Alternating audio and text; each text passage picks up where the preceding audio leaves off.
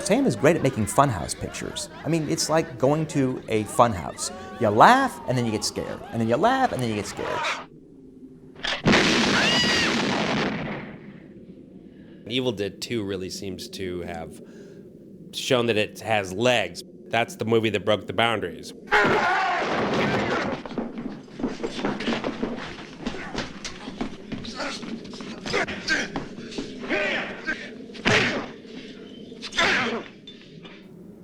Evil Dead 2, it stands alone as straight entertainment, great shtick, and a little scare factor.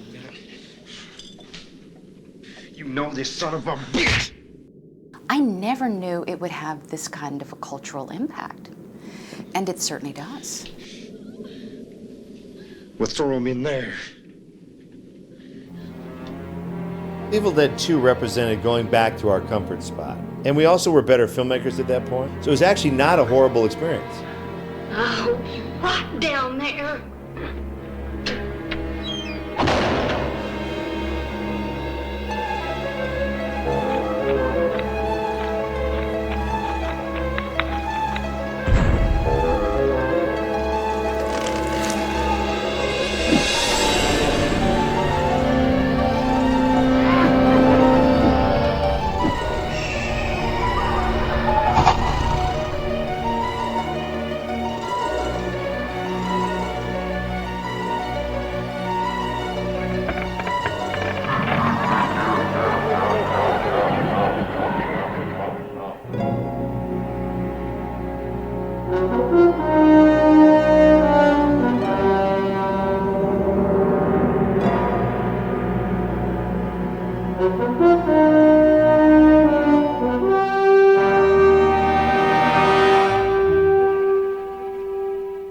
Now, after the first Evil Dead came out in '82 overseas, '83 domestically, we were on to other stuff. We wanted to do something completely different because it was a very, we enjoyed the genre, but I wouldn't call us horror geeks at that time.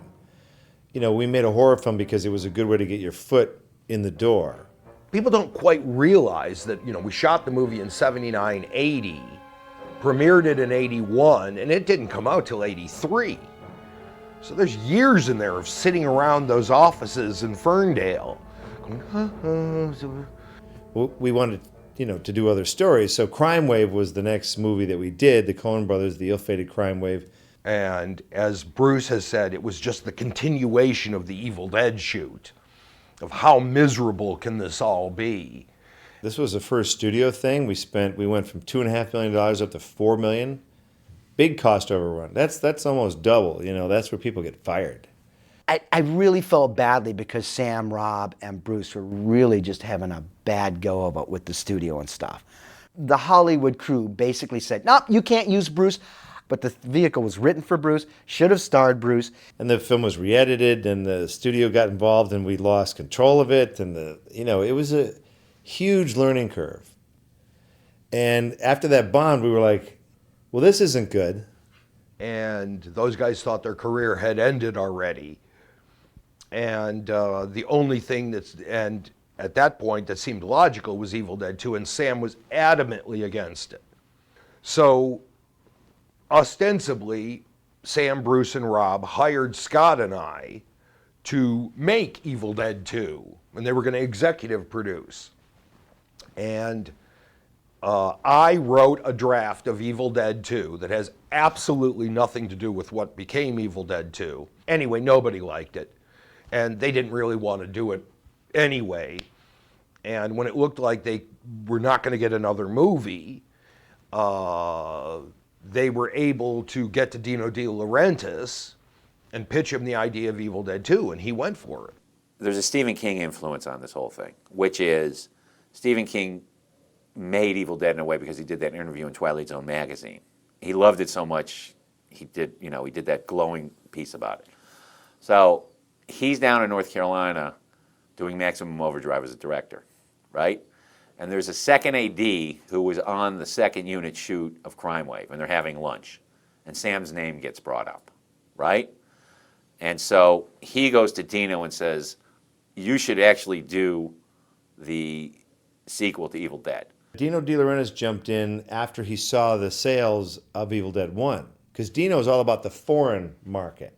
And so he saw those numbers, and we had a deal. We had languished. We were talking with Coca-Cola was thinking of getting into the movie business, NBC Pictures, things like that. And so we dabbled with that, but nothing was coming of that. Dino De Laurentiis, we had a meeting with him. We had a deal in 15 minutes. When Evil Dead 2 came along, they did everything within their power to kind of, and to get back to the egg. Go, okay, let's do Evil Dead 2. Let's go back to our horror roots. Now, ironically, Evil Dead 2 has a lot of comedy in it, which is weird, but when Sam Raimi pitched me my involvement in the film, I'm going to get you to write it, I had done a short film called Attack of the Helping Hand. This is a short film of the hamburger helper attacking a housewife. But in that, Sam Raimi plays the milkman, and the helping hand's all over the place. Of course, it gives her the finger. It was really cool. Sam goes, I'm going to take that short. It's going to be Attack of the Helping Hand meets Evil Dead. And I go, oh, I totally get the movie you're making. Okay, cool. Those guys were great together. We basically hear them just laughing down at the end of the hallway. We had an office in Ferndale, Michigan, former dentist's office. And we knew that these guys got so distracted so easily, we had to sequester them and try and keep the gags away and the props and the sight gags, and it didn't matter.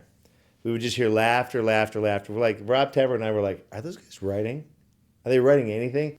It just took the script into an inventive place, and Scott also has a very demented sense of humor and very gaggy sense of humor. So you'd get this combination of raw horror and raw gags. So what's this place like? Well, it's a little run down, but it's right up in the mountains. The tricky thing with, sequels that were never planned, they were never planned. So you don't know how to tie these together. We didn't know we were going to do another Evil Dead. Had no idea whatsoever. See, the problem with 2 was everybody's dead in the first one, so how do you get them back? How do you get another group of people back? So I think we have to resurrect Ash, even though he's killed in the first Evil Dead. He's dead. The evil entity got him. So we decided he'd just beat him up a little bit. But we couldn't reuse the footage, so that was really frustrating to do a recap on that. So it was re-envisioned and recreated in that sense. We couldn't get the rights to the footage from Evil Dead for Evil Dead 2. It was 2 different companies. And they were like, well, let's just pretend that the first one didn't happen. The funny thing is that because of the way the recap went, people thought that Ash was stupid enough to go back to the cabin with new friends. There were budget considerations, because I was the one that wanted to take it out of the cabin. Just to be different, Anyway, things change and everything, but you try to do it, but Rob and Bruce were like, keep it in the house. But we had to figure it out. We cast people right away. We wanted to shoot somewhere that was warm. We found a place that was really warm, Wadesboro, North Carolina. Because the year before, The Color Purple had been there. So there had been a precedent for a movie shot. So that's why we ended up down there. And we had to deal with the small town politics of rural America. You just dealt with Spielberg. That's the Cadillac. We're like a Chevy Vega, like a Chevy Nova. So we can't pay this much and this. So we had to make all kinds of deals with that. And then we found out that before we started shooting the movie, it was already in profit. They had made a sale to HBO, and they sold to Foreign, where Rob Tapert came on the set specifically one day and went, well, we're in profit. It put us beyond the budget that we had. And we really wanted to fix the production problems that we had on Crime Wave. And then I think after the second one did well, I'm sure there were other miserable failures, and we decided to go to Army of Darkness.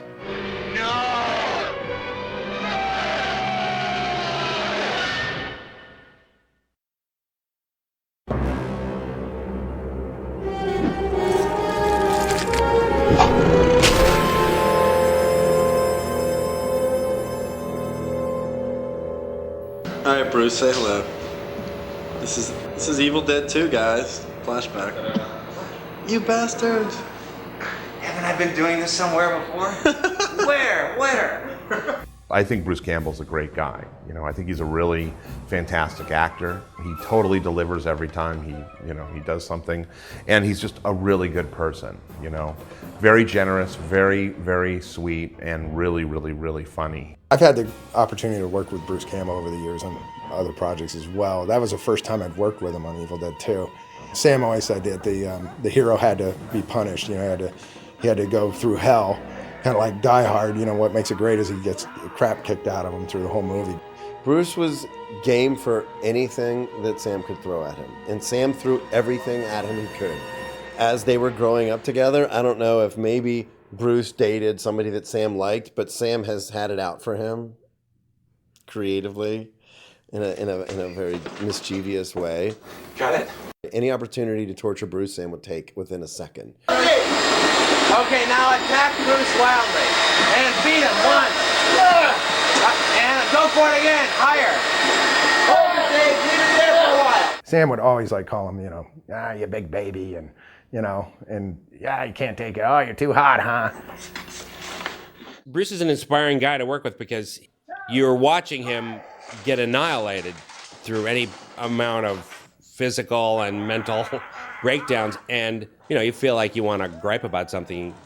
He's Sergeant Rock who's taking bullets in his face. You go, well, I guess because I got a hangnail, I probably should shut up. So the stunt double was not used very much. John Casino was my stunt guy, very good stunt guy, who doubled me for about 15 years on Briscoe County Jr., stuff like that. And he would do things like a stair fall.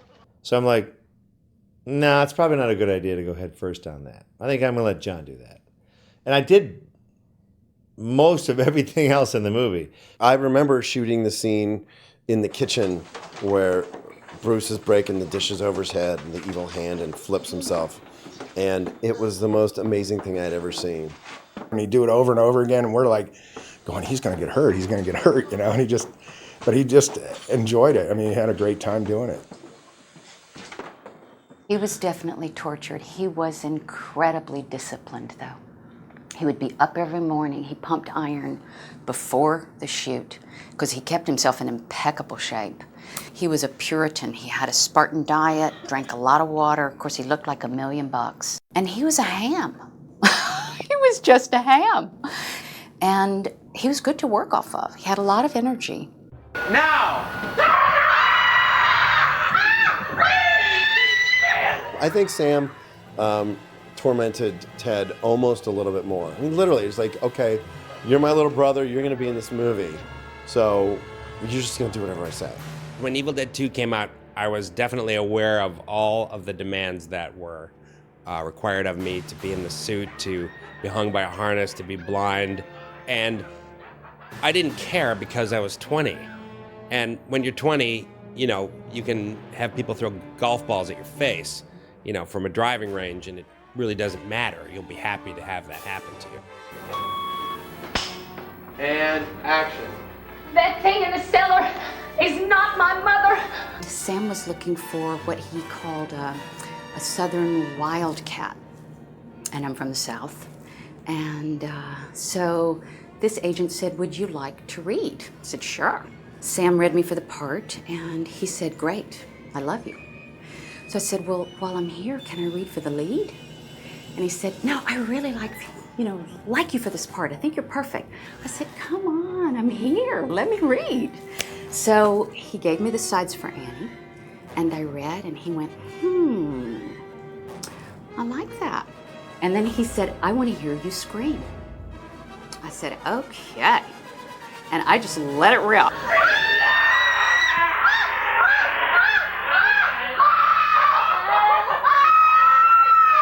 I don't know that Sarah knew what she was getting into. I don't know that anybody knew what they were getting into. But she was picked because she had a great scream, very piercing scream, and she seemed game. I liked the fact that she was a professional woman. In a horror movie, that's a rare commodity. And the way I conceptualized her is I thought of her as like, in some ways, the ultimate Girl Scout, because she was that. But sort of the interior track I had was that I was the son my father never had. And so I really had to come through for him. And that's how I played it. My oldest daughter then was just 18 months old. And my husband was a professor, so they could come and be with me during the shoot. It was in the summertime, and it was 9 weeks. She had young children at the time. I had young children, and what was funny to watch was the difference of how we dealt with our kids making a movie like that. Because what I told my daughter, Rebecca, who was young at the time, was I said, look, Ted's in a big pig suit. And here comes Ted. Look, see the pig suit? Sarah Berry didn't really lay the groundwork for her kids. Her kids saw Ted Raimi and freaked out. Ah! They had to remove the two from each other. You know, it was just a disaster.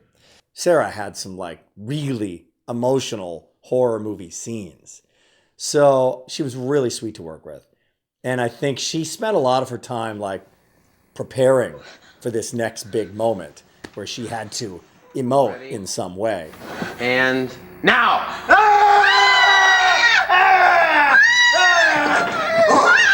She'd had some pretty severe knee injuries from her dancing career. And I remember just feeling so horrible for her because you could see this big scars on her legs, and she had to drag my big, fat, heavy butt all the way across that cabin with the dagger sticking out of my chest. I remember 17 takes of that. And he was a heavy guy. And at the time, I weighed over 200 pounds. I had worked myself up into such a place. And then with each take, got more and more and more, you know, intense for me. But it was exhausting. I felt so bad for her, but very good actress, fun to work with, very giving. And action! Bobby Joe! Bobby Joe! Bobby Joe! Bobby Joe! Where are you, girl? Danny Hicks has this blue-collar vibe like very few actors can pull off. That's right. In Evil Dead 2, he's so much fun to watch. I loved playing Jake in Evil Dead 2, just because it just gave me a chance. Well, first of all, it was my first feature film, and I got to be incredibly unattractive, which is always fun to ugly up. Part of the reason I got the role is when I auditioned for it, I remember Sam Raimi looking at me and saying, I can't believe it, an actor without an ego, you know, because I looked so awful. I'd gotten up that morning and went outside and literally combed my hair with grease from the engine compartment. He came into the audition and he was okay, but then he goes, well, do you want to see it without my teeth? And we were like, what? He just went, thump. He pulled out a whole bridge at the front of his teeth and 4 teeth just disappeared. We're like, that's perfect. You know, and so he basically got the part on the spot. And Danny's just one of these great, bigger than life characters who's got crazy near-death stories. Action! The thing that I came closest to not surviving is my death scene when Henrietta chews me up down in the cellar, because they pumped 55 gallons of fake blood in something like 3.5 seconds. And I was hanging upside down from a trapeze. And on the first take, the hose wasn't positioned. And instead of squirting out the door, it hit the door and came right back in my face. So within 3.5 seconds, I had 55 gallons of blood forced up my nose. So I almost choked to death. And then, of course, we had to do it again. His performance is so powerful in that movie. It's really something to see. I mean, I know I sound like I'm talking about some Academy Award guy, but if there was an Academy Award, you know, for crazy hillbillies, he'd be the winner, hands down. I mean, I don't know how much movie acting he had done, but he was really an old pro. He was in character, he was ready for every shot, he was inventive with what he wanted to do, you know, he really worked every shot. He was fabulous to work with. Danny and I became buddies on the movie. I haven't seen him in a long time, wonder what he's doing. But we became friends on the movie. And we had our no shortage of brews together and chatted together and really got a sense of what this was going to be about. So he was a really, really cool guy. Danny Hicks had a great time because he's just kind of that kind of guy. He's like, sure beats working for a living, you know? Doing a feature film is what I decided, that's what I want to do. I want to do feature films. I don't want to do anything else. And that's because of the whole experience with Evil Dead 2. And he's just stayed a good friend, and he's been in just about every one of our movies ever since. 358, take one. And Cassie, hands up. Start. And action. Bobby Joe was indeed one of the first characters I played. It was actually the first movie that I've done, and pretty much the only feature film I've ever done. I had just started working with a theatrical agent who submitted me for this, and I thought, a horror film? I know, Jamie Lee Curtis started her career there. I'm like, well, that would be great. Thinking I wasn't going to get it. Cassie had to be, she had to eat the eyeball fly ball. She got her same introduction to Sam Raimi. Like, you want me to do what? Cassie, I flew to North Carolina with, I think. I think we were both living in LA, both got the job, and I think we were kindred spirits in a way, both going, what is this? What are we getting ourselves into here? What do you think this is all about? What is this movie? It reads kind of weird. Have you read the script? Have you read the script? So we had a long chat on the way there, and we spent some time together. She was really sweet, and I could tell she was driven. She seemed to be a driven actress and somebody who knew where she was going in her career. I knew that this was going to be a really wonderful opportunity for me to really have the whole movie experience. I love to be on the set, try to learn stuff. So back when the house became possessed and everybody was laughing, I said, I'll lay behind the sofa and move the cushions. And so I did that. Cassie and I were sort of, obviously cast to sort of spar with each other in the movie. And I tried very much to stay as much in character as I could on the set. And so we kind of kept our distance from each other on the set. And she was much lighter. She was very bubbly and light and kind of true to the character in that way. Just a true sweetheart. And she probably helped me with the accent a little bit because she's a Texas girl. But I remember thinking, it says I have to chew tobacco. And I'm like, really? Okay. So what they did is they put a brownie. So that when you spit, it still had that brown, icky look. She's just a kind of a good girl. She didn't really fit in that whole environment. I think she was ready for soap operas by the time we were done. She went literally from Evil Dead 2 to One Life to Live. I mean, what a crazy transition. And I've been working ever since, so thank you.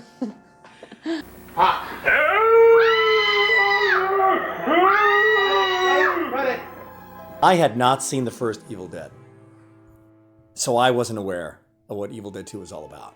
So the thing for me about this movie was the audition. Because when you go to an audition as an actor, you don't get the entire script. You get the sides, you get a couple of pages. And there was a scene, I think, at the cabin.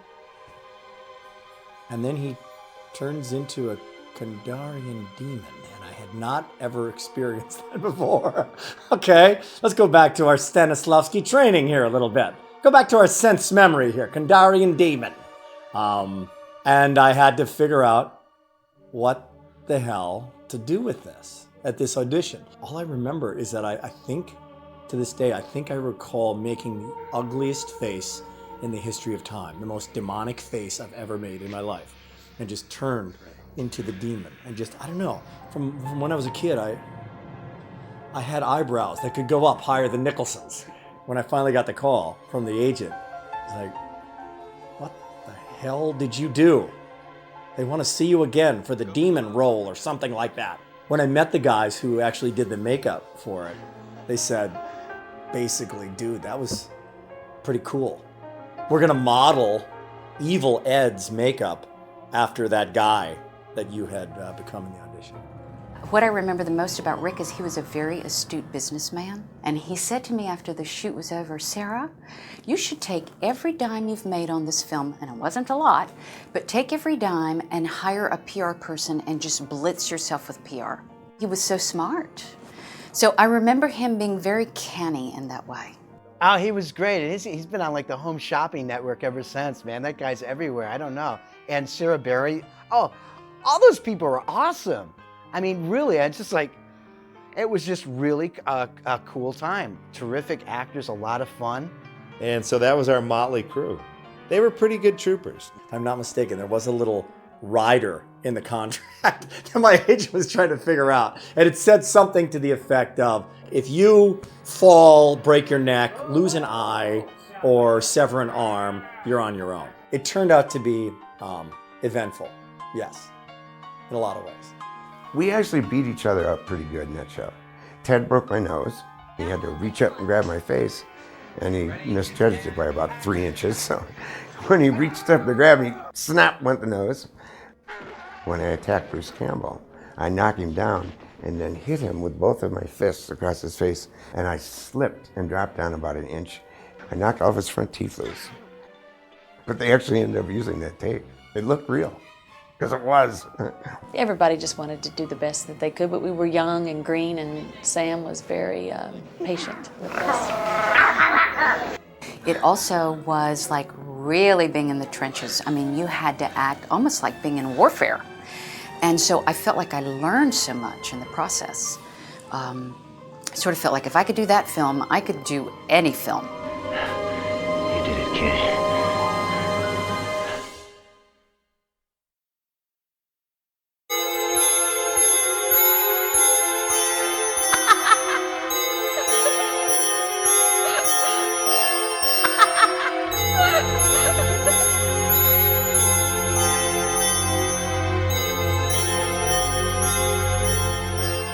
When we made the first Evil Dead, it was primitive. So they were putting plaster of Paris on actors' faces, pulling out eyelashes because they hadn't put Vaseline on there. I mean, we did everything wrong. But by the time Evil Dead 2 came around, the techniques were better. I was just blown away by Evil Dead. And when I read that they're going to do a sequel, I made definite plans of how to get on board. I didn't know who to write to, so I wrote to Irwin Shapiro, the distributor of the film, in New York, and asked if he'd forward a letter to Sam Raimi for me. He said, of course. So I wrote a letter. I had finished From Beyond and A Nightmare on Elm Street 2, and included a lot of photographs, and sent it off with good faith.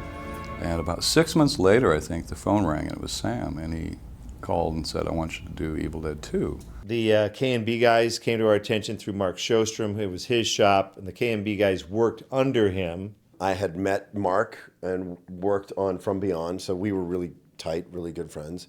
Had a house with Bob Kurtzman and Howard Berger, so we all lived together. You know, it was a bunch of guys with sleeping bags on the floor, and all we did was sculpt in the garage out back behind the shop every night after we got off work on our own stuff, you know, to kind of improve our portfolios. I had seen Evil Dead 1, and we were just talking about it, and it was sort of like this fantasy of like, wow, wouldn't it be cool if we could work on Evil Dead 2? And then literally a couple years later, I was working on it. So ironically, it was kind of a dream project. We were very excited, you know, at the shop, like, wow, Sam Raimi, and da-da-da. You know, we get to meet Bruce Campbell and Rob Tappert and, you know, Ted Raimi, and this is just going to be great, you know? Mark Sjostrom was a relatively small studio. I mean, he had a small facility in South Pasadena. My whole commitment to Evil Dead was 6 months, pretty much 7 days a week, but our prep time was a solid 12 weeks. I was just overwhelmed almost at the sheer number of makeup effects. I think out of approximately 750 shots in the film, there was about 105 that were makeup effects, something like that. We started in March, and they had done some sketches and some design stuff already, and I sort of coordinated the show for Mark. Shannon! Greg! Marky! Oh, God. I love you guys. You're crazy. Hi, Mark. How you doing? Greg. Aaron. This is Evil Dead Tape 1, Part 1, Scene 1, action. The crew was myself, Shannon Shea, Greg Nicotero, Bob Kurtzman, Mike Tursick, and Aaron Sims. So it was a very small crew. Everybody did a little bit of everything. You know, we did everything from, you know, everybody designed something, everybody basically sculpted, you know, did molds and casting and even foam latex. You know, everybody in the shop would just have like their characters they were working on and just complete it from beginning to end. Excellent. And Mark said, what do you want to do? And I said, well, I want to do all Bruce Campbell's makeups. And he went, okay, that sounds great. So I did all Bruce's makeups, which were his evil Ash makeups, and then his, we called it the Jekyll Hyde makeup, and the evil hand, and just a ton of stuff. And then we made dummies of a lot of the actors. We did a couple head casts of Bruce in different expressions so that we could make different bodies of him to drag through the set and throw through puddles, and the insanity that became Evil Dead 2. No, it's all top secret. No, all top secret. No, you can't see it. My first assignment was Evil Ed. I mean, I kind of knew that was what I was going to do. And I remember Mark saying, oh, they want this, they want him to have a big mouth. And of course, the idea of Fright Night came to mind, the character Amy that Steve Johnson did. But the idea was just to have this kind of big shark mouth. And the other thing I thought would be great was to actually have teeth on the roof of his mouth. So it would be teeth, teeth, teeth, teeth, and then teeth. So really, it would be very difficult to kind of see where the teeth ended. Rick came in and we did a live cast of him, and I remember showing Rick the drawing, and he was kind of like, huh? We started like holding up the appliances, and I remember giving him his teeth and saying, okay, you got to put these teeth in. He looked at him and he put them in, and he's like, I can't close my mouth. So you don't have to close your mouth. You'll be roaring the entire time. Yeah, I can't, ha ha ha. I was like, you'll be fine, you'll be fine. So we put him all in the makeup, and we're doing all this, and then the drool starts. Sam's going, great, I love it. All this drool's pouring out of his mouth. It was just, it was just the nature of just having these teeth in his mouth that he could never close his mouth. As we were prepping the show, we would test things, and I remember meeting Sam for the first time. We had a bunch of test makeups in LA. Can you expand that a little bit? Sure. I needed a little less subtle. Right. Okay. We shot everything. We shot every camera test. We shot every sculpture. We made our own little movies, running through the shop.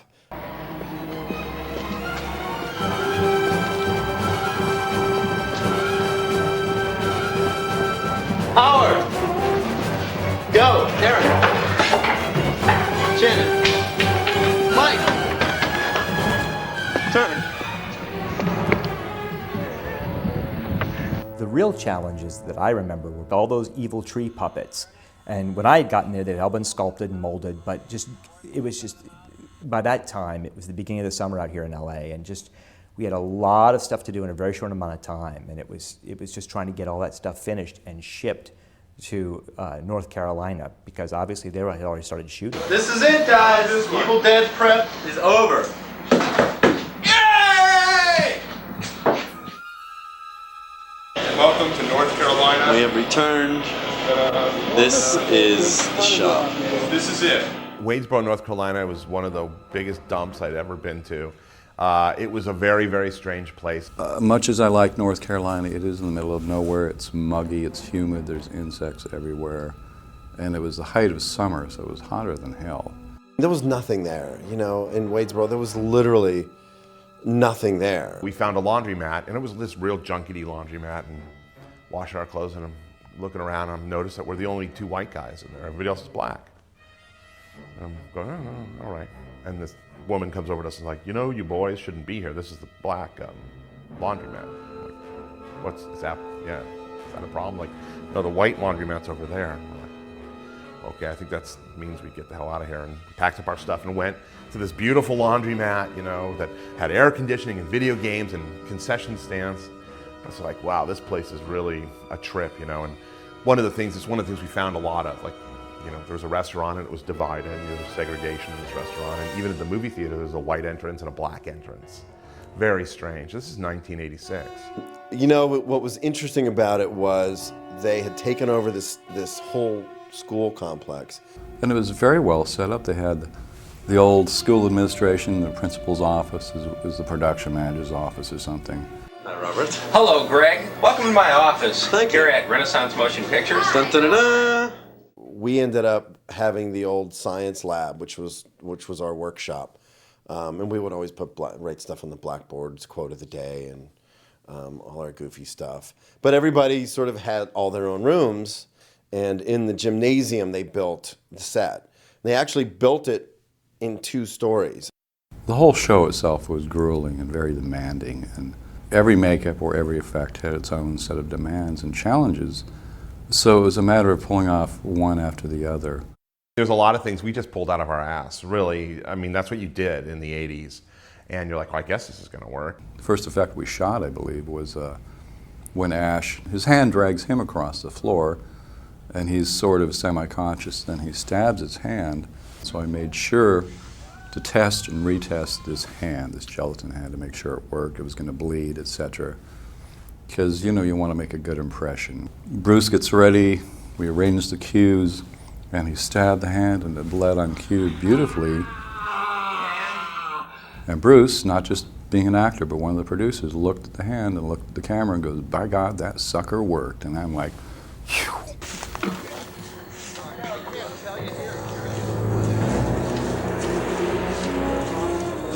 My makeup averaged between an hour and a half and probably 3 hours just every day.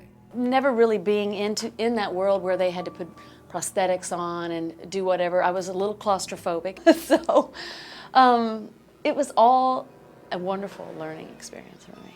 You're taking something and gluing it to your skin and then ripping it off your skin. It's no big deal. Just ripping it off, starting here, all the way around, here, under the eyes. And just, it's kind of like the Mission Impossible thing, only it's really ripping the glue right off your face. And some of your skin usually comes along with it. So the first time, it was painful, but not that big a deal. The 15th time, it started to get a little annoying. But fortunately, we were all young and idealistic, and we didn't know any better. When I wasn't in special effects makeup, I was still beaten up, I was still covered with blood, still had a stump. You know, obviously, you've got to now pretend that your arm is this long, not this long. But if you just tuck this in, your wrist is moving. Your wrist wouldn't be moving. So we had to put a metal bar, tape around that, put a sock around that, and then put a flat surface on top of that. And then the trick was to just tuck it in. So it never stuck out further than my regular other wrist.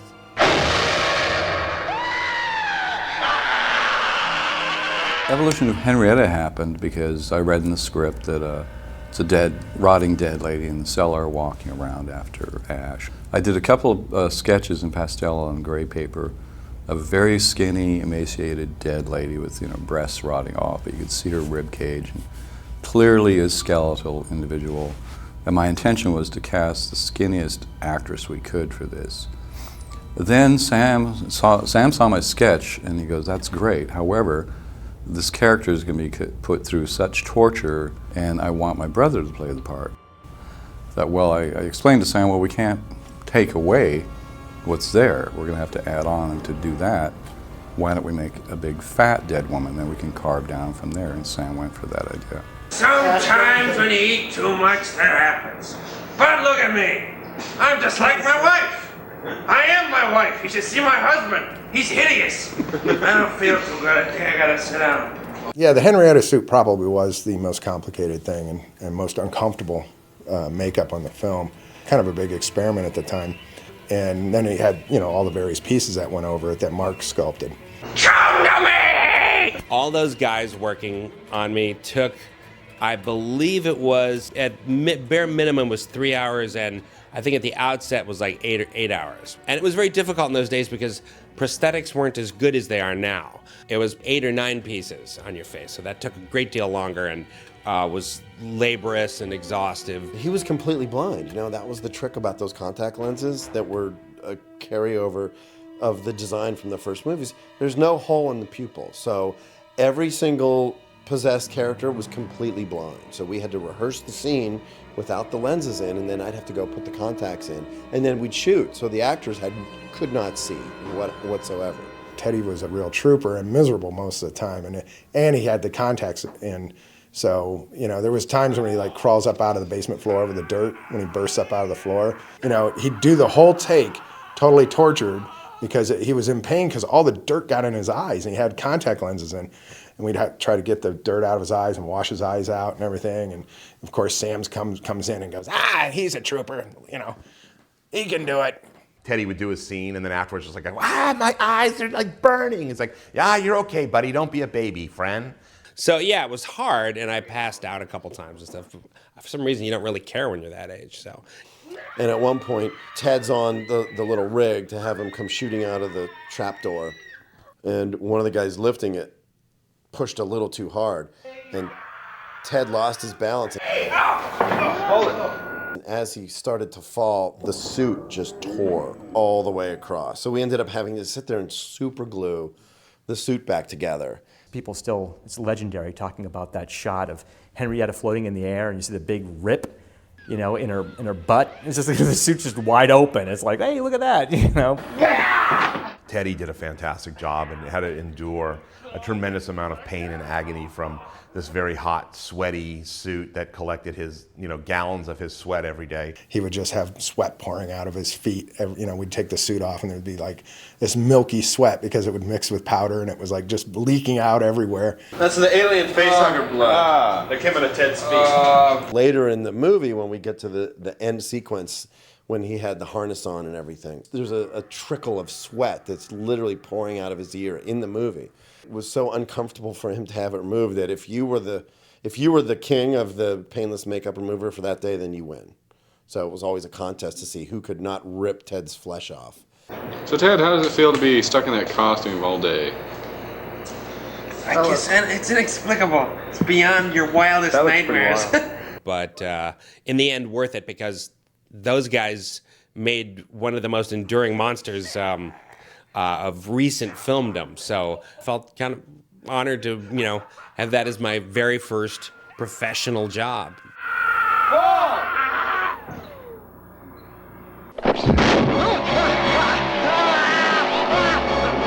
I mean, like with Linda, you know, we had a polyfoam and latex jointed body and when her head's cut off, and I was laying on a skateboard, and the special effects guy, Vern Hyde, had these tubes up there that were pumping out the smoke, but it was like tobacco smoke, and literally like tobacco juice was pouring on me. Kicking the door open, puppeting, you know, Linda and all this nonsense, running around. Bruce, you know, chopping her up, and we're spurting blood, and there's tobacco smoke coming out, and you know, you wear that stuff like war paint, you know, when you're younger. Now I'm like, oh, I would never do that.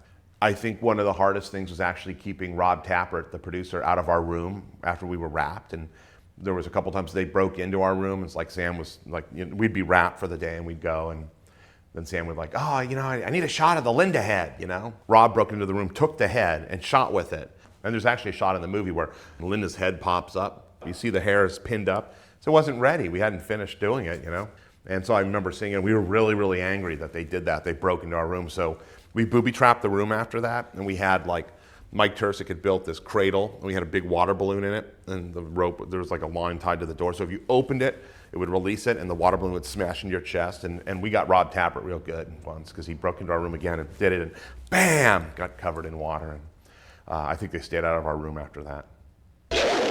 When it came to the demise of Evil Ed, he was supposed to get the top of his head chopped off, and which he does. I mean, they filmed it. He gets the top of his head chopped off, which reveals a tiny little brain inside, which I want to say was Mark Sjostrom's idea. There's like a tiny little brain with all this like kind of like cobwebbing, because the idea that it gets the top of his head chopped off, and he's still running around, you know, whatever, until Bruce Campbell literally just chops him to pieces. Start up that chainsaw. Head it here. We're gonna slice him. We made 2 animatronic heads of Evil Ed. One was a whole head, which is the one that swallows the hair, when bites out her hair and swallows the hair. Also, there was a section of head that was on the ground that had a cable control that had like a working eye and a brow that moved around. And they had built a section of stage with holes in it that they had stuck arms and things in and made them up to match Rick's hands all flopping around on the ground. We actually shot that sequence, and none of that made it into the movie. Yeah, I guess it was too much. Like, really? Evil Dead 2? Like, what, that's over the top?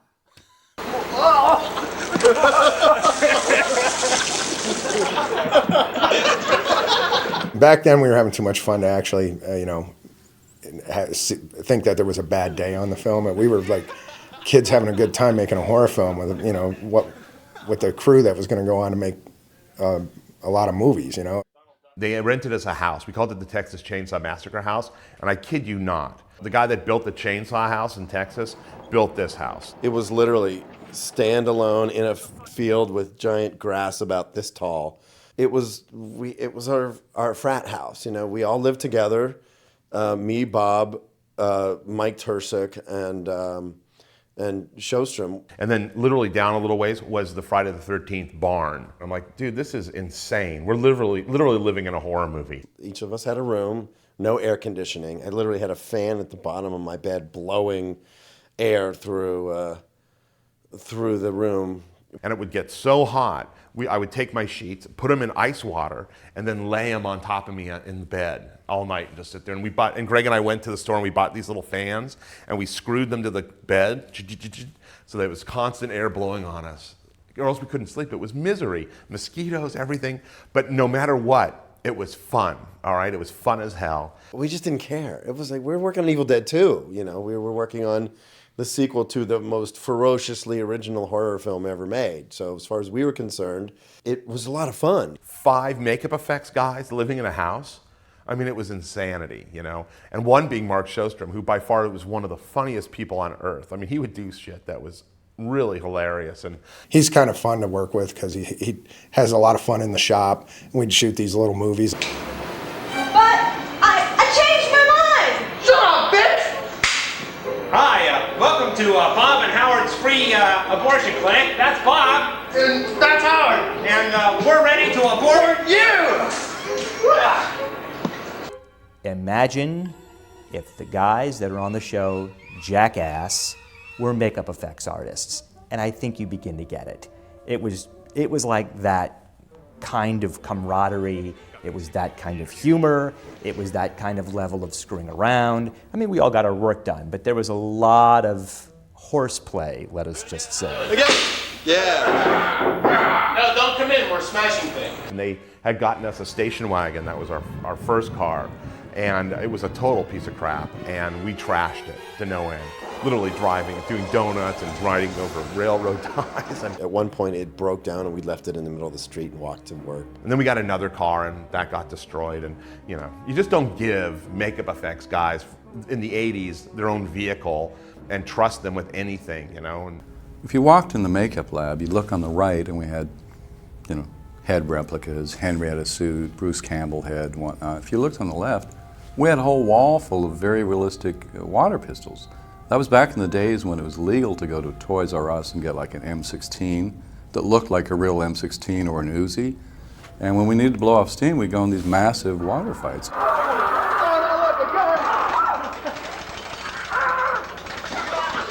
So silly. It was so much fun though. And back then it was very different than it is today, mind you. I mean, now we actually have businesses and it's very structured and you know, it's still fun, but it's not like the old days. And when we worked for Sjostrom, it was complete hilarity 24/7. The last 2 weeks, Howard and Bob and Greg had all gone to work on Creepshow 2, so they left the project about 2 weeks early. What happened was, because of my association with Laurel Entertainment and George Romero and Richard Rubenstein, they had called and asked if we were available. So I left and went directly from North Carolina right to New York to work on Creepshow 2. So I didn't really, I mean, I may have left a week early, but by then, all of our gags were finished. So it kind of wound down to fewer and fewer people and less to shoot, and finally we did the exploding Pee-wee head, and that was it for us. I stayed to watch the final shot of the entire movie, which was the walls shooting blood and just destroying the whole set.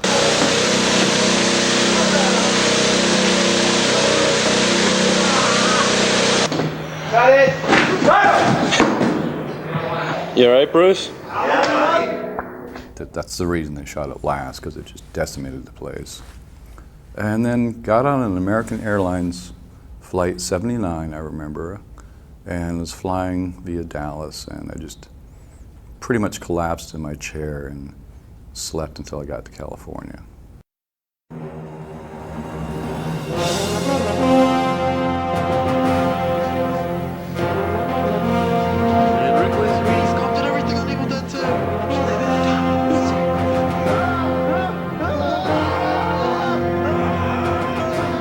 It really was a kind of a grooming time for all of us to really kind of push what we knew to a higher level.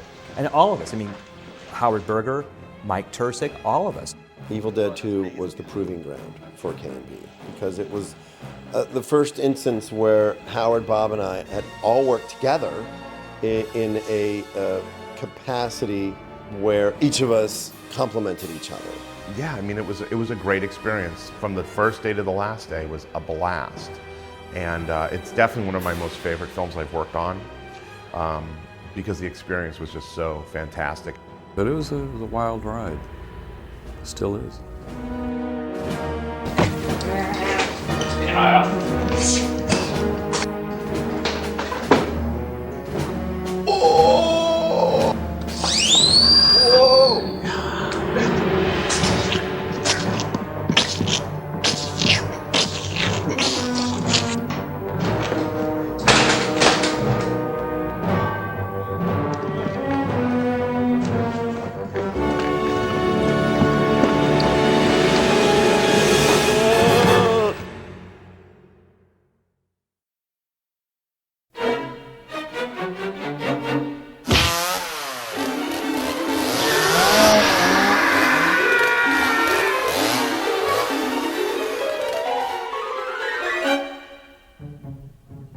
Hello.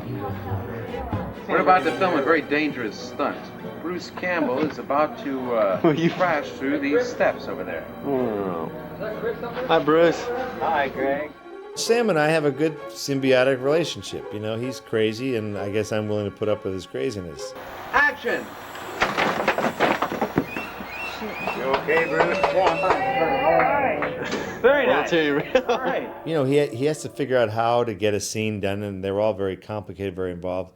I think we were all very impressed with how young he was. I remember someone saying he was like Hitchcock. He had every shot lined up, what he wanted, how, you know, he had it already in his mind how he wanted it to be.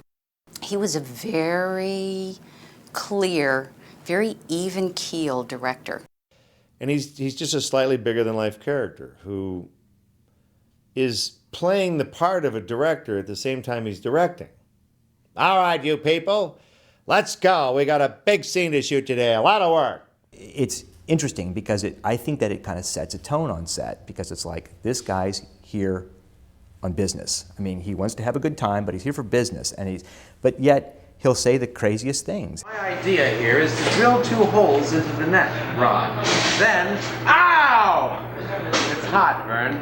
Then he wants what he wants, he gets what he gets, but he does it in a very charming way. He doesn't remember anybody's name, so everyone is pal, buddy, sir, or ma'am.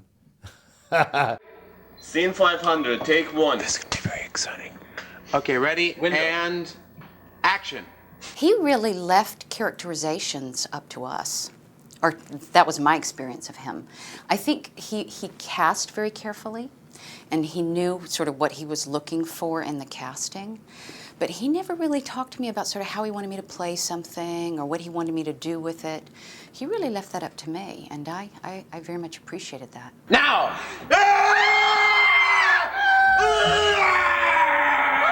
Exit. I've known the man for 25, 30 years. I still don't know what to make of Sam. He's one of the most interesting people you ever want to meet in your whole life. He's obviously a true genius. He's incredibly dedicated to his work, and he loves to torture his actors. Let's do it. First position. Do we get a commentary on this one? Sure. This is the evil hand grabbing Drake's face, and it's very obscure. Ready? And action. Sam is a director who favors performances that are very bold but very honest. That's what he likes. He likes incredible specificity in his actors, but he doesn't want phoniness from them.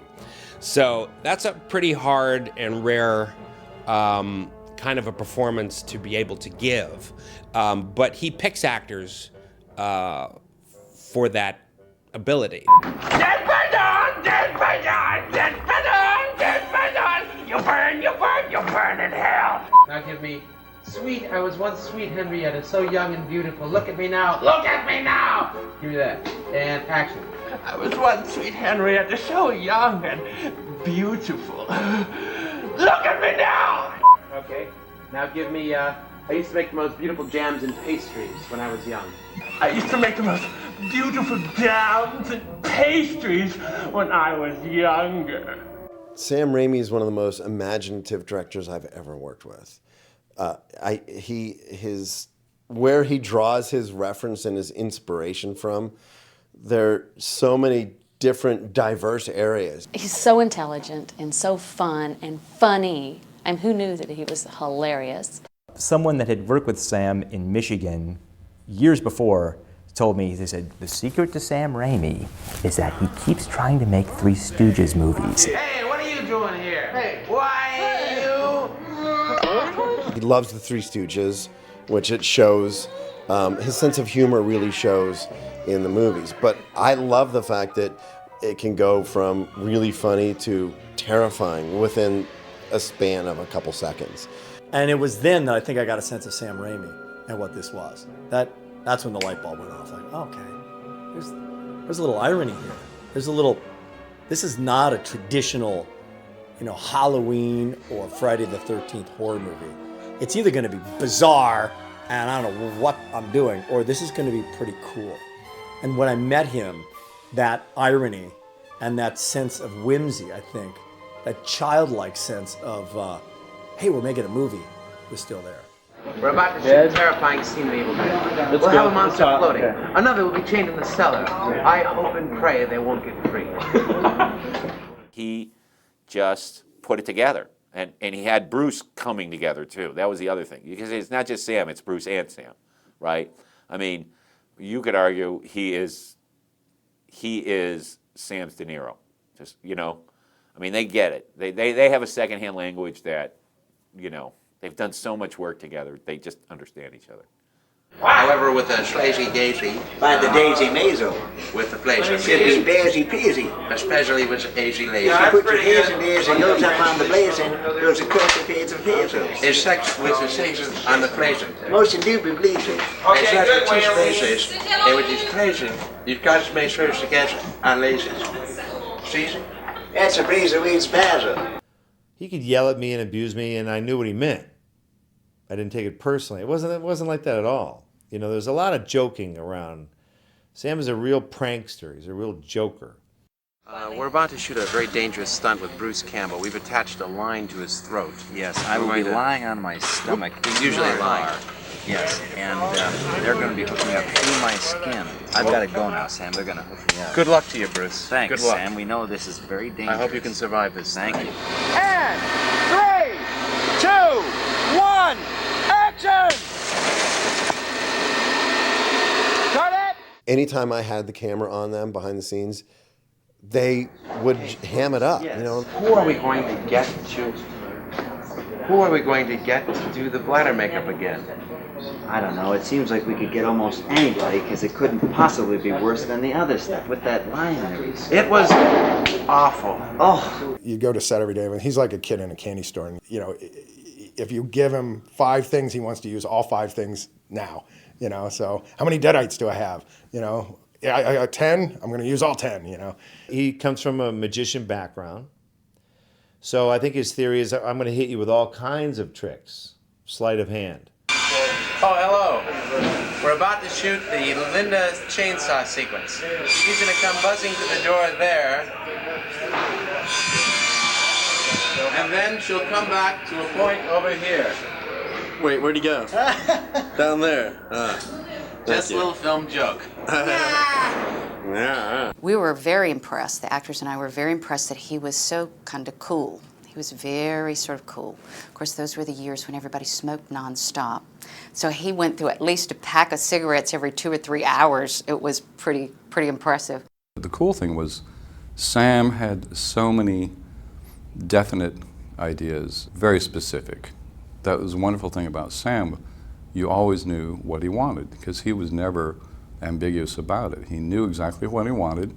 He knew how to get it. He knew cameras and lenses and filmmaking better than any director I've ever worked with. This is a plate shot. I love reading Sam's scripts and then seeing how important things like camera angles and how important sound effects are to him, because he really uses every single medium he can to heighten the experience of being trapped in this cabin.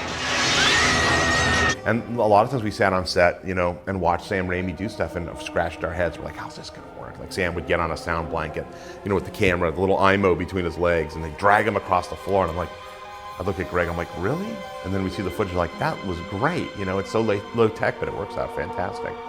So a lot of things like that, and just seeing the resourcefulness of Sam Raimi. Action, which is our cue for the vines. He really put it together visually on this thing. I mean, you could tell. And he dreamt up rigs, and, you know, he challenged his crew, and, you know, he pushed them, but everyone wanted to be there. They all wanted to be part of it. And that's the very unique thing about Sam. He's always had that. You'll follow him anywhere, you know, because you know you're going to do something that's worthwhile. What we plan to do is have the head vomitos, or expel great quantities of liquid. You see Mr. Howard and his magic plunger? The green fluid will come out. Don't be frightened. It's only through the magic of the pictures that the effect of the terror will take place. The magnitude of his success surprises me because Sam does not want to compromise his beliefs and his dreams for what he thinks they want. Your talented people are going to want to have a bite of you, so I guess he let them have a little nibble. Evil Dead 2 was the first time we worked with Sam Raimi, but it wasn't the last. And it was always really fantastic to get a call from Sam Raimi. And we always said, if Sam called us in the middle of the night and said, hey, okay, buddies, come on over, we're going to shoot this movie in my mom's backyard, we would be there in a heartbeat. Like, we'd do anything Sam asked. And his sensibilities have never changed, which is what I love about him. He still has this sort of gleeful, maniacal giggle when something really outrageous happens. Sam still has that energy, you know, and I do believe, like, with all these amazing, gigantic, $200 million movies Sam has done, he's most happy doing little, low-budget horror movies. Welcome to the world of movie magic. This is the flying head rig. And no matter what, every time I look at Sam Raimi, I see that guy, you know, who, you know, does these giant films, but if I gave him a hammer made of rubber and he could hit somebody in the head with it over and over again, he would be the happiest guy on earth. Don't be alarmed, because you see, it's only a picture.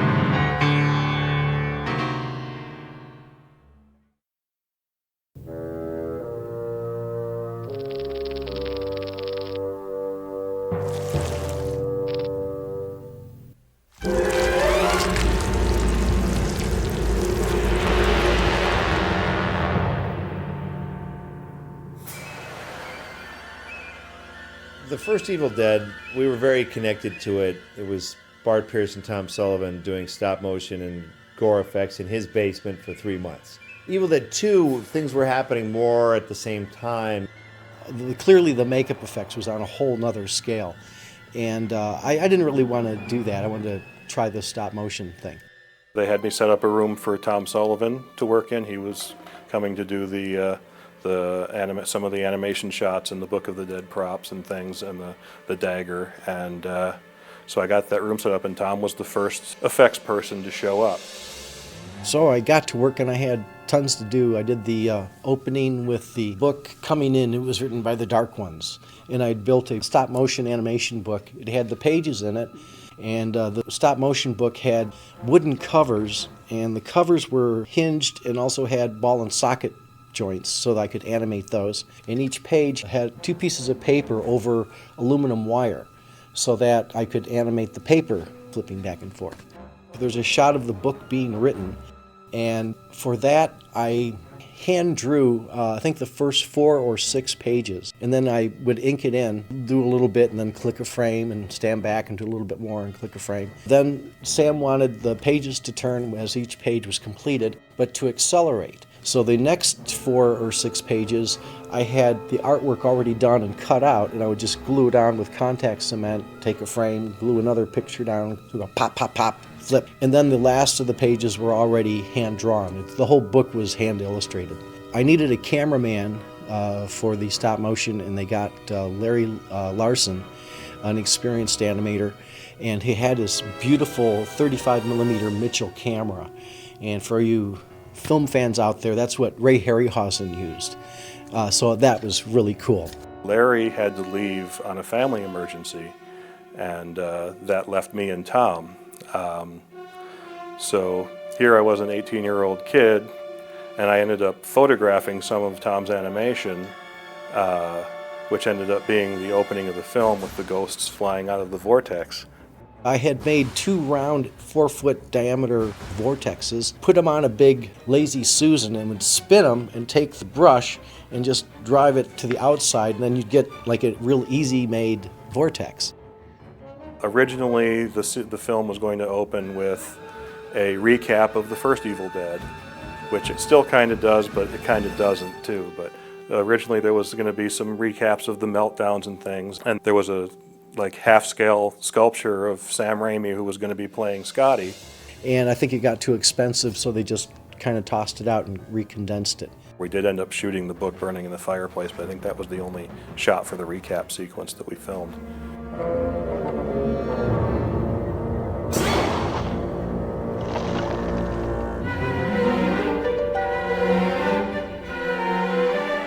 I know for a fact that I recommended Doug Beswick for the Dancing Linda.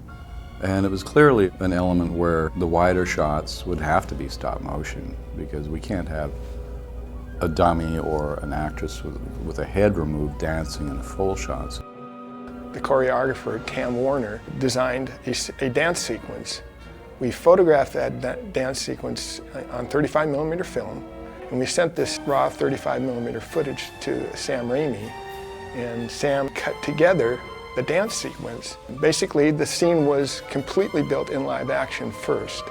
They sent me the cut footage, and then we went to work matching that up, basically frame by frame. And then I had a crew building the miniature set. The supervisor there was Jim Belahovic. When Doug Beswick called me up to work on Evil Dead 2, I had already worked on Aliens, The Thing, so my skills were starting to get more refined. My direct job when Doug Beswick hired me was to build what we call the cabin set. So I had to build this cabin and trees that for an animation setup were going to be a challenge, because if Doug would reach into the set, nothing could move. The animation was very challenging because this was, actually trying to duplicate a performance. So it was a bit challenging in that respect, and it was all tabletop. So it's a pretty slow process. I would say I probably got maybe a frame every 5 minutes, That would be at the peak where you're working your fastest. So it's very slow and tedious. And there's no going back. If you make a mistake, you basically have to start over.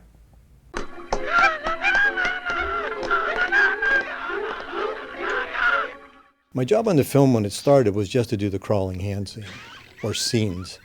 And I did fly down there to do the one long shot, because we had no way to duplicate that entire room. And the rest of them were done on a miniature, not a miniature, but a rebuilt set to match a small section of the real set. And all the other cuts were done in my studio. I basically had to match the paint job, get the armature made, get that set in the mold right, do the foam cast, and then took it down on set for them to approve. Basically, I just stood around most of the day and watched everybody else shoot scenes and had a good time. And then once they shut down for the day, somewhere around midnight, I went in and shot for about 3 hours to do the hand crawling across the room. And then after we did that, they just had so many effects on the film that Sam or Rob said, could you help us out with some other shots? And that turned into the neck growing and head changing transformation scene, and a couple other scenes of the bust of Henrietta lunging at the camera, and then the full body puppet with Ash swinging the chainsaw and stuff, a couple of stop motion cuts of that. So it turned into more than it initially was supposed to be.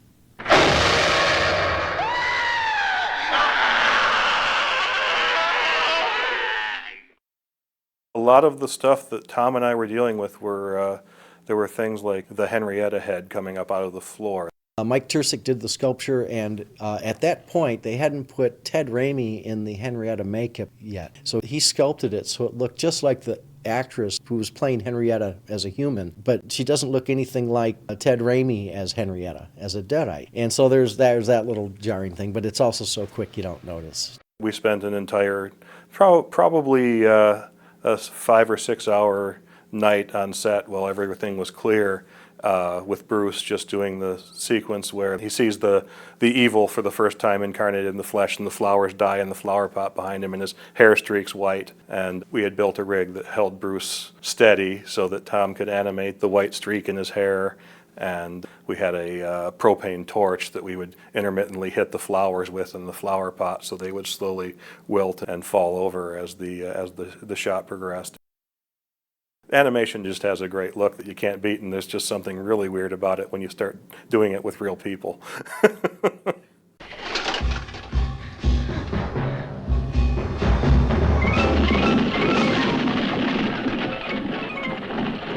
Sam wanted a great scene at the finale of a flying deadite attacking a bunch of knights.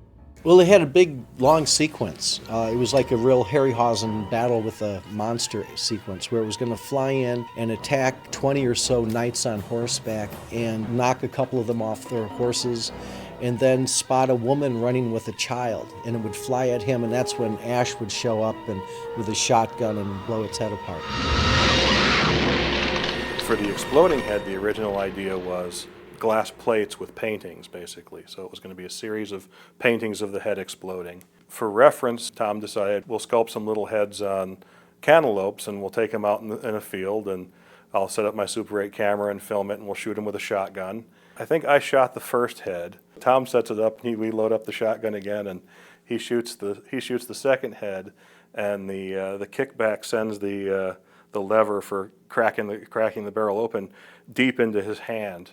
And as I recall, he needed 6 stitches after that. I'm not sure what happened exactly, but Sam decided he didn't want his special effects guys on the set, which I found to be really ominous. So when we saw the footage, of course, it wasn't usable, and there were only a couple of shots that were, and that's what became of the sequence. It goes by so fast, most people can't even remember it. But that was going to be my ticket to a greater adventure in stop motion. What a heartbreaker.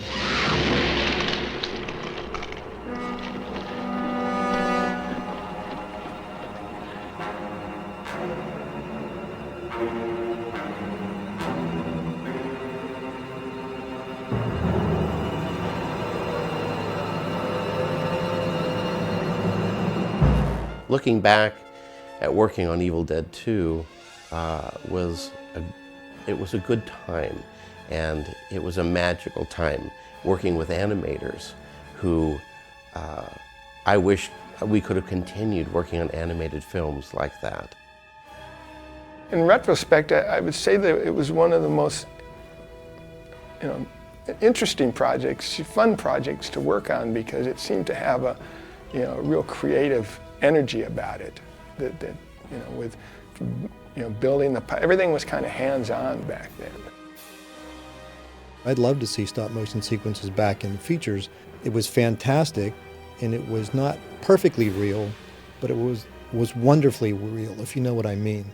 And those creatures, if you gave them the time and the import on the film and didn't cut away to mechanicals and just let the animation creature be the star, I think they were very powerful. I thought it was neat that it turned into a stop motion film. I love stop motion, and there's just something cool about the way it looks, and I think it works really well for fantasy and would work well for Lovecraft and things like that. I'm also glad that I'm kind of the guy who introduced Sam Raimi to stop motion animation, so I was very happy with that.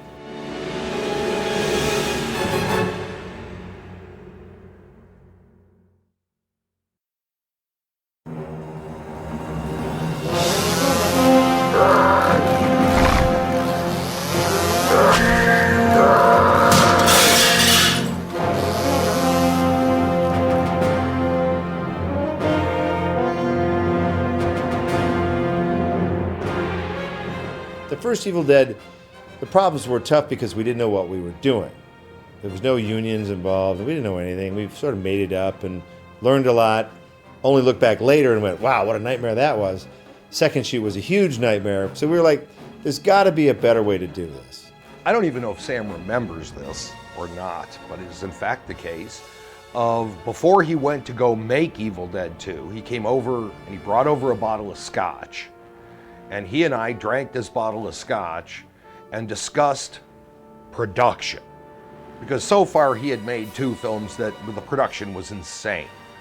I said, you gotta do storyboards or a shot list or something. You've gotta let everybody in on what it is you intend to do.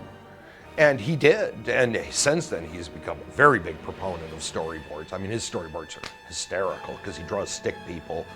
He would draw storyboards, and we were like, what is this? And he goes, it's the evil hand, it's possessed. And we're like, you know, okay, but I guess we're not taking these literally. But what's great is he conveyed his shots that way, and that's really all a director needs to do. He doesn't need to be a sketch artist, he just needs to be able to convey the shots and what's going to happen in them.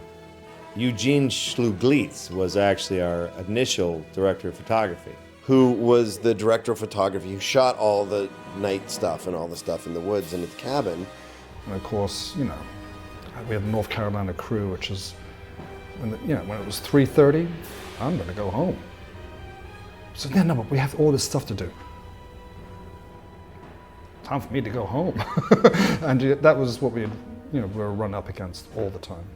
And we had, I guess, what you would call the Night of the Long Knives, where we were forced to, because of their sort of uncooperative nature of this whole crew, we fired in the course of a weekend the entire camera crew, grip, and electric department. Because they were questioning everything that we did. Moving the camera here, lighting there, and we're like, wait a second, guys, this isn't normal. We'll tell you where to do stuff, where to light. Don't worry about it. It's not your problem. And so it became just not a good situation, and we replaced a third of our crew over the course of a weekend. And then Peter Deming came on, so by the time we got to the location of the soundstage, Peter was the DP. Yeah, it was sort of a surprise to me. I mean, I had heard about Sam, I had heard about the first Evil Dead. I hadn't actually seen it. Got on a plane on a Friday and was shooting on Monday. We talked briefly about the look that he wanted. We looked at what had been shot already and just sort of took it from there. There wasn't a lot of time to get acclimated. It was a difficult situation where we had big demands on the crew. And I remember Sam giving a speech when the new crew came in on Monday. And Sam gave them a patent speech, essentially saying, okay, you've seen what we're up against here. You've seen what we have to do. You understand the challenges here. So anybody else who needs to go now. I knew then, it was interesting, I knew then that Sam was going to do what it has to take to make movies. Because usually when you're into it and you're going, you don't uproot like a major part of your show. This is the tough side of Sam. He's a real sweet guy, real nice guy, but he's got to get his movie made. Nothing's going to stop him from getting his movie made. No crew member, no actor, no nothing. And I'll tell you, the rest of the crew really stepped up. When they saw that happen, they were like, whoa, we see that this guy's very serious about what he does. So everybody kind of was really quiet and just got to work. And I remember, I think it was the second day of shooting, we did the shot where the camera starts out in the woods and comes rushing towards the back of the cabin and bursts through all through doors and then goes right into Bruce's mouth. And Sam wasn't sure about me. It's like my second day on the film. And so he did a couple takes, and so he said, do you want to try it? And I said, yeah, I want to try it. So I think I did about 3 or 4 takes. And then when we saw the dailies the next day, I think he preferred, I don't want to speak for Sam, but I think he preferred my takes. Then we sort of developed a level of trust from that day forward. I mean, he really came to play. I mean, anything Sam could throw at him, he would do. Sam has a shot of Ash being swept up by this evil force, and it's spinning him around. So we had to find a stretch of road that was at least a mile or 2 long, probably 2 miles, with no bends in it. That shot took a whole day, that one shot. Bruce was basically strapped into a mechanism that was mounted on top of a crane that we drove down a road. So it was a device that Sam could control. I could rotate this way, clockwise, counterclockwise, faster, slower. And the special effects guy, Vern Hyde, would come up and go, yeah, Bruce, what'd you have for breakfast this morning? I'm like, why do you care? He goes, well, because it's probably going to come out, and I was just curious how much you ate, because I'm going to be down below. I'm like, wow, that doesn't sound good. The rig went really slow, and we shot at like 2 or 3 frames a second.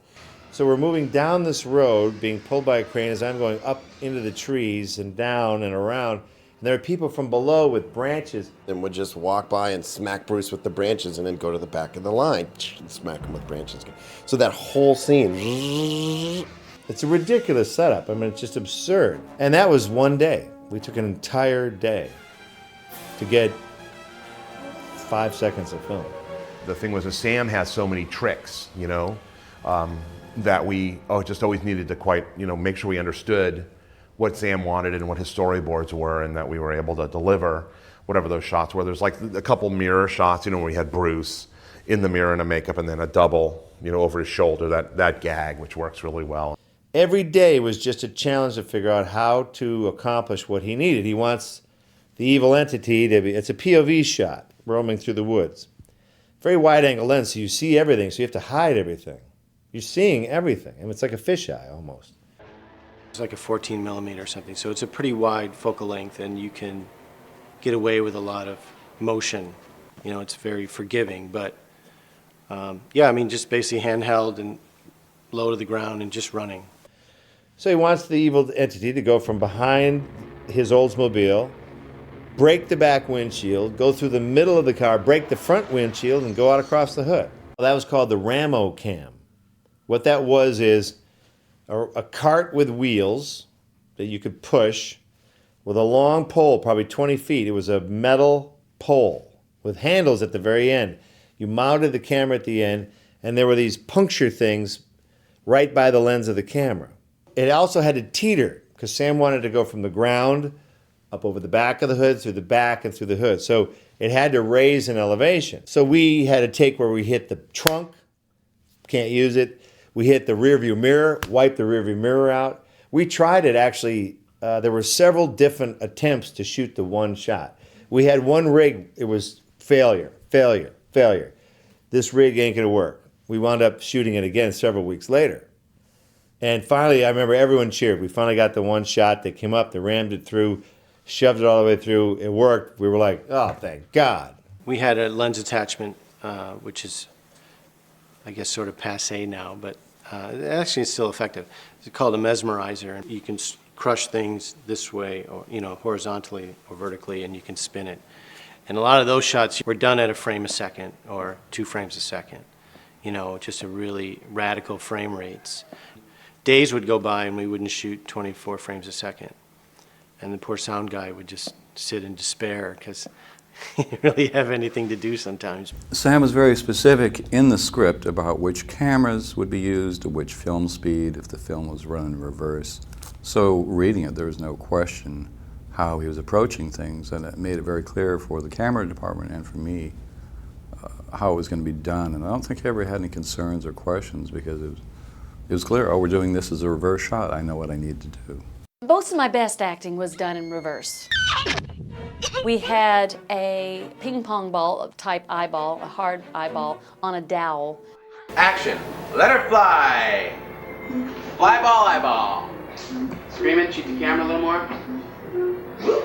And then the reverse camera work, I had to, it was a gelatin eyeball. Nasty. So we put the eyeball in her mouth and have a string on it, and she'd have to learn how to react. Like they'd pull it out, and then she'd have to pretend like she was seeing it coming because they were going to reverse it. And it's one of the most effective scenes in the movie, I think. One effect, I think, that worked really well in some, which was not just a makeup effect, was when Cassie Wesley is being raped by the tree. That was a very clever effect because it involved makeup effects, art department, trick photography, a certain amount of stunt work just for that one shot. But what we ended up doing was shooting it in reverse. We had a fake platform with the ground moving the opposite direction. I mean, that was just a carpet, you know, with twigs and stuff glued onto it. And we pulled it really, really fast. They had Cassie suspended above the floor, so she was about 6 inches off the stage floor. And if a camera is filming above her, which it was, it would look like she's being dragged along the floor of the forest. So while that rig was all in place, we made her up and we literally took these latex vines and lubed them up with KY. And we stuffed them in as far as they would go until she was bulging like a chipmunk. Do you think the vine's beginning here? Then you should look below, buddy. And then on action, we would just pull them out. So you pull them out and they start coming off. And then when you reverse the film, they all look like they're going through. Go.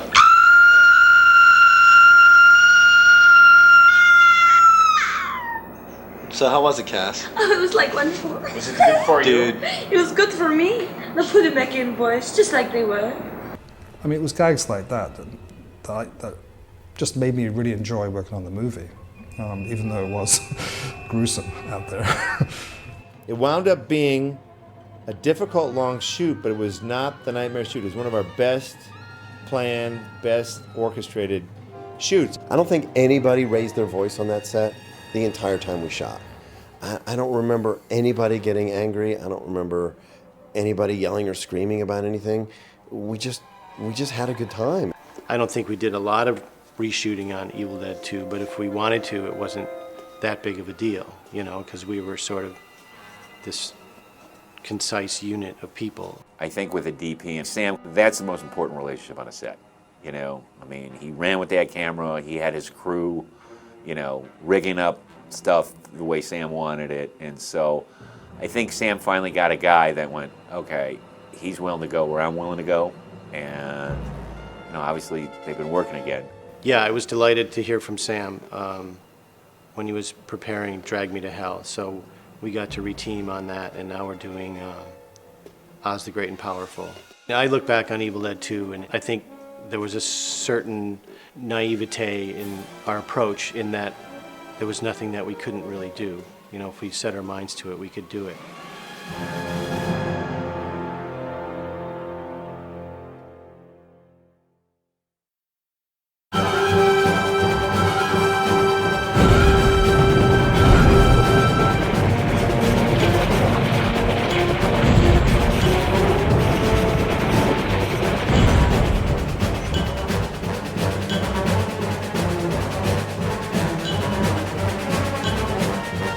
We didn't have any interference in the editing process because we cut it in Michigan, but Dino De Laurentiis was part of it.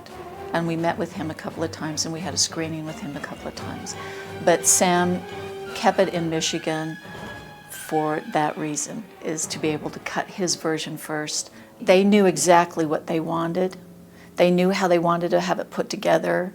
Sam knew exactly how the dailies were going to go. I mean, he's an incredible director. He was cutting it in his head while he was shooting it, which is, you know, really impressive to me.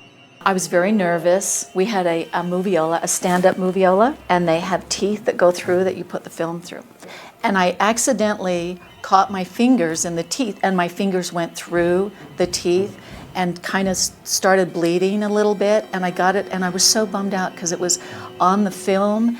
And I'm laughing, and my assistant editors, of course, are getting a big kick out of this. And I turn around, and Sam looks like he's going to toss it.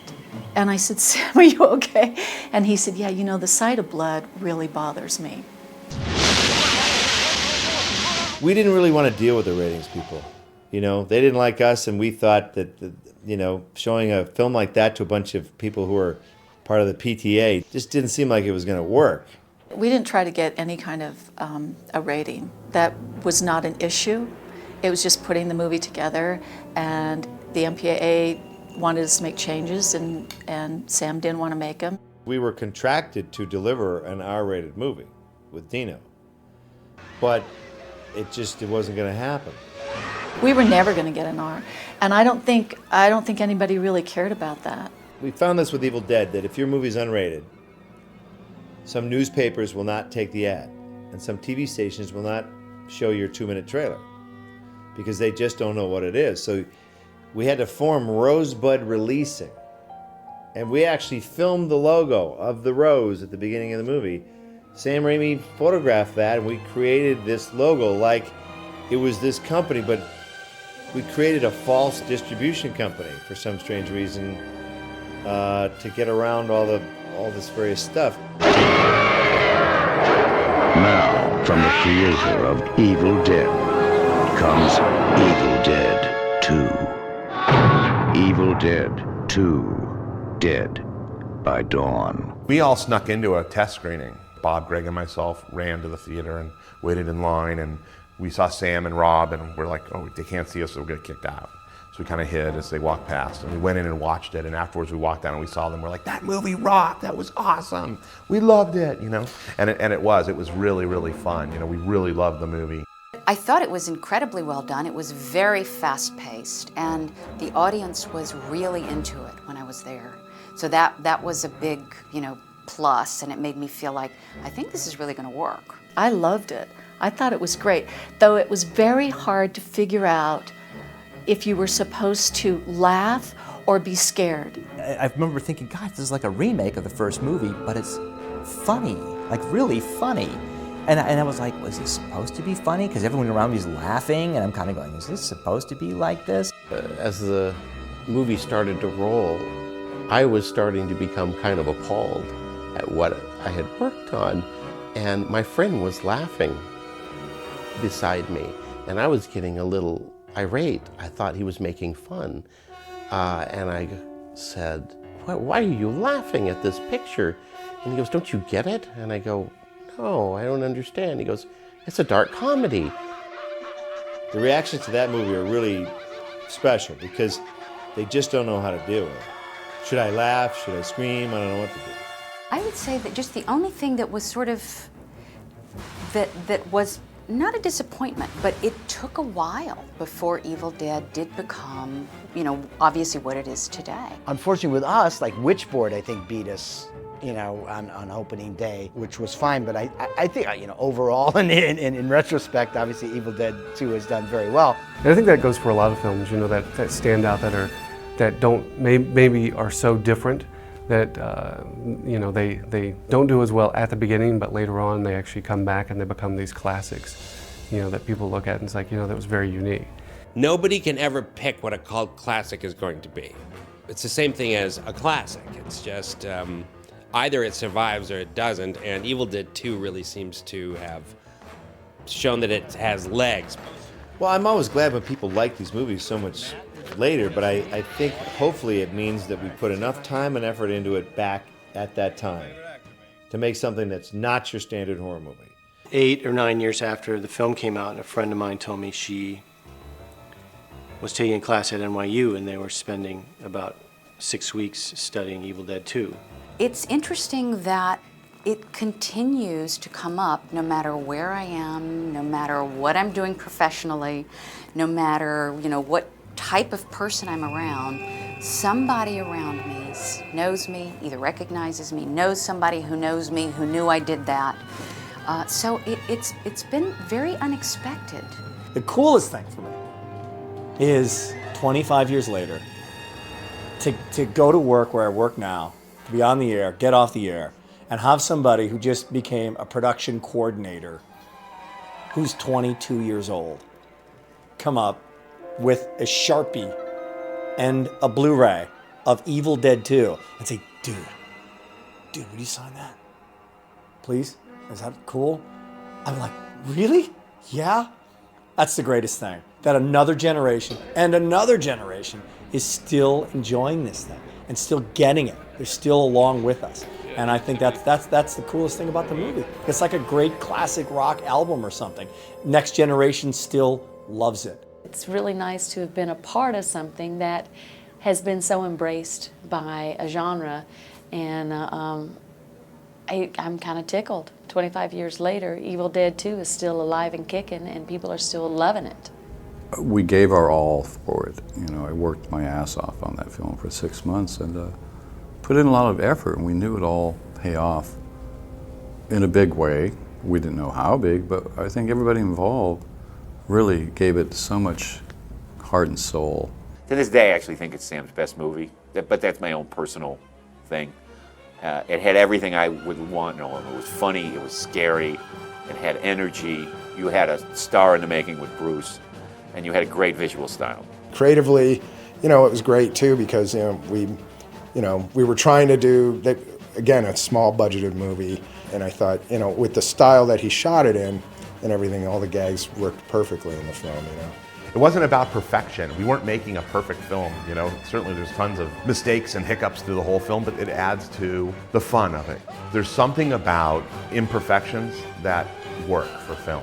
It's something actually that I think a lot about, and how how it is nowadays, where movies are tailored to be perfect on every regards, and to me that makes them feel synthetic and not organic by any means. They've been so overworked and polished that they don't feel like real movies. It's one of those things that I think that Hollywood would love to find the formula for that, but it's very elusive. It's just like all the planets seem to line up.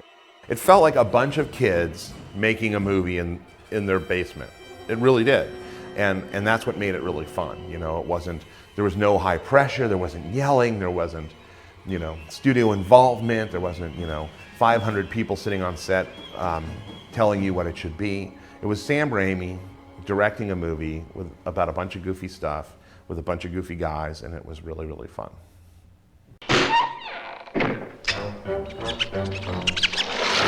So Evil Dead 2, of all the Evil Dead movies, still is the closest to my heart for being a functioning set, functioning production. We were better at what we could do, and it wasn't a disaster, and it made money. It kind of got me started in my own genre path. Evil Dead 2 always leaves a good taste in my mouth. Groovy.